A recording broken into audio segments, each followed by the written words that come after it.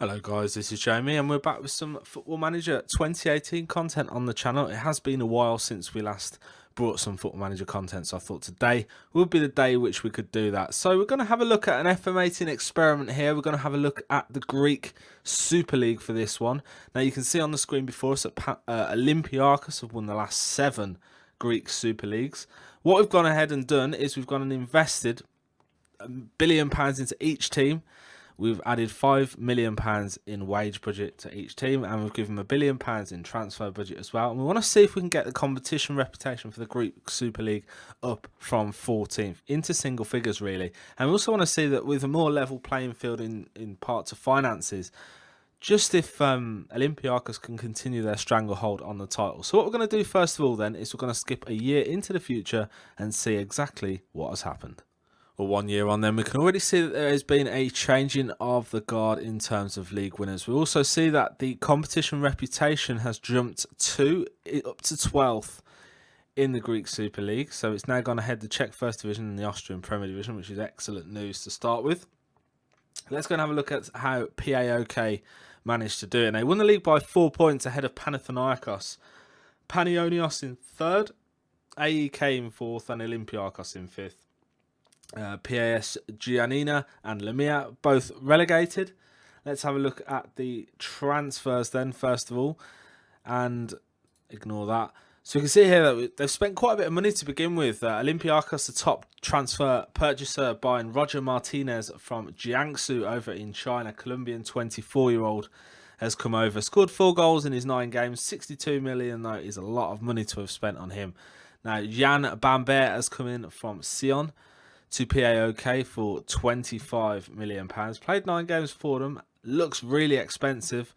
Hopefully he will improve for them, but that's a lot of money to have spent from the Swiss Super League. João Felipe from Benfica to AEK Athens, and they've spent quite a bit at AEK. They've brought in Fabricio Bustos from Independiente, who looks really good kind of fullback, which will definitely help them. They won the Greek Cup as well.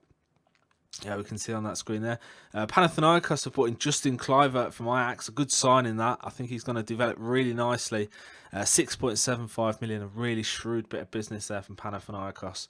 And I think they're going to see a lot of good return there from Justin Kluivert. Malang Sarr, another one to go to AEK. David Ospina to AEK as well. Rudy Gested from Middlesbrough to Panionios. Let's see how he got on in that first season. 2 goals in 5 games.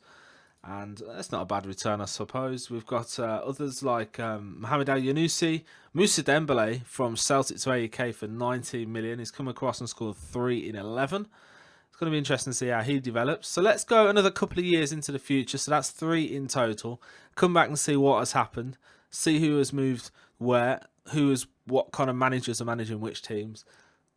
Okay then, so another 2 years into the future we go, and we can see that the Greek Super League has maintained its position at 12th in competition reputation. You can also see that Panathinaikos bookends the PAOK 2 wins. Olympiacos haven't won another league title since we did this adjust into the finances.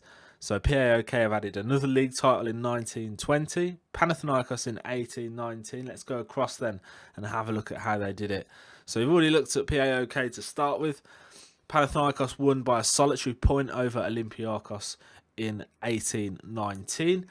PAOK wrestled it back from Panathinaikos though and won by a solid 9 points there. PAOK, Panionios in 3rd, Olympiacos in 4th, Platanias and Lamia both relegated in the most recent season. The season before that, Panatolikos and Trikala both relegated. A really poor season for Trikala.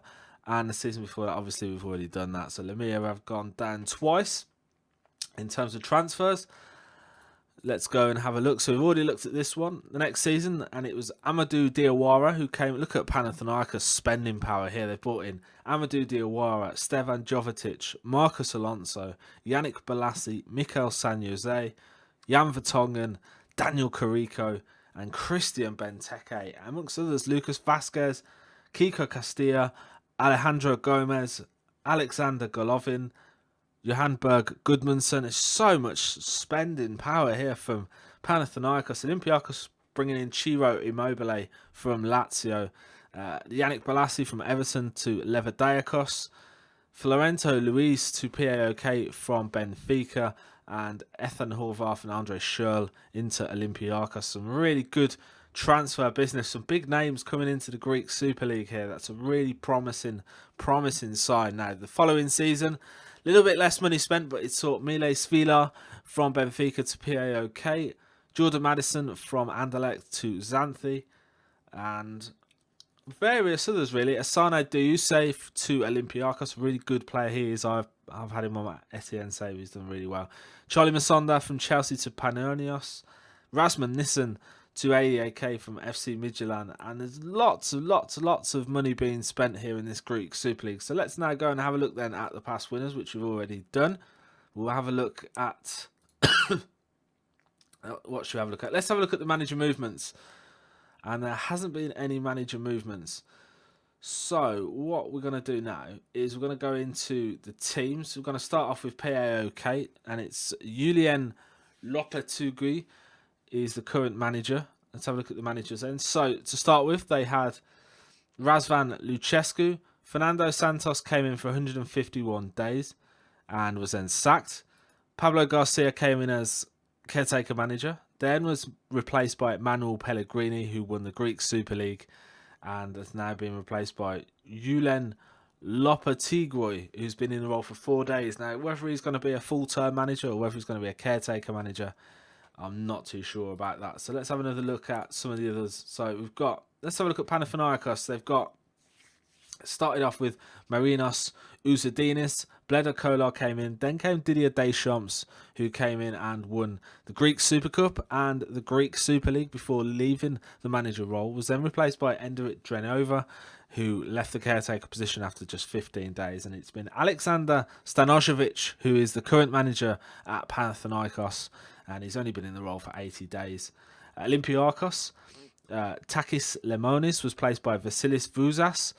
It was there for 12 days as caretaker, and now has been Juan de Ramos has been the manager now for 2 years and 166 days, and he's doing a good job. Let's have a look actually at who is in charge of AEK, just because they're spending a hell of a lot of money. And so we've got AEK, and it is Trianios Delas, who's been in the role for 164 days. Manolo Jimenez was there for 2 years, 349 days before he was sacked. He did manage a Greek Cup win, however. So let's have a look at the Greek Cup then. We can see that it was AEK that won the first one of those. Panathinaikos followed it up, and Panionios won arguably, possibly their first ever League Cup. Let's go down and have a look. So they last won the League Cup in 97-98. Before that, it was 78-79. So that is really, really promising for Panionios, who managed to get some silverware.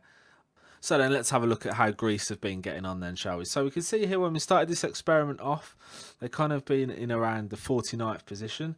They dropped all the way down to 60th in December 2018. Well, kind of January 2019. They rose all the way up to 28th in 2019, April 2019. And they're slowly starting to drop back down again to around 50th. In terms of top teams, we can see that the PAOK are topping that. Let's have a look at the teams based on finances, shall we? So Crya are top, Hania sits second, Platanias in third, Tripolis in fourth, Ergotelis, Lamia, Apoalorisas, Atromitos, Doxodramas, Pias Giannina. And it just basically goes down, really. And we can see here that from a list point of view, in terms of reputation, it's PAOK who definitely top the charts. Panathinaikos, Olympiacos and AEK are also on a par with them. Be interesting to see if we can get any movements from the likes of Xanthi, Aris, Crya, Apollon, or any of the other teams below, right the way up to kind of replace these main Greek teams at the top. I hope you have enjoyed today's episode, guys. If you'd like to see anything more, any other experiments, do let me know in the comments section down below. We're going to be back with another part of this experiment in a few days' time. We're going to have a look at 5 years and 10 years into the future. It's going to be the second part of this. So remember, if you have enjoyed today's episode, leave a big fat thumbs up on the video down below. Any comments you've got, leave them in the comment section. And yeah, if you're new to the channel, hit that subscribe button for more FM18 content.